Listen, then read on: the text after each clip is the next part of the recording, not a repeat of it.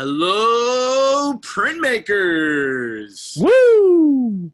Today we're going to be cutting the stencil. The materials and tools you're going to need are a speedball screen printing kit, the beginning paper stencil kit, an X-Acto knife, tape, a cutting surface, and a drawing utensil. I have a safe mat here that I'm cutting on top of. You could use a piece of cardboard if you don't have one of those, though.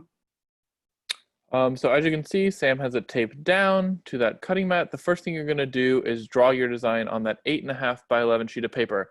8.5 by 11 is important because it's going to fit in the screen that you have in that speedball screen printing kit.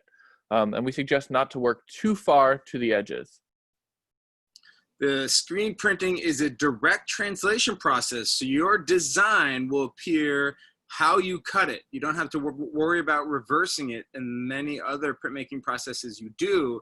Here, you can see that I cut it, and that is exactly the way as it's gonna print. So something that you can do, as you can see at the bottom of the paper there where Sam's hand is, you can tape down the paper to stop it from moving and shifting.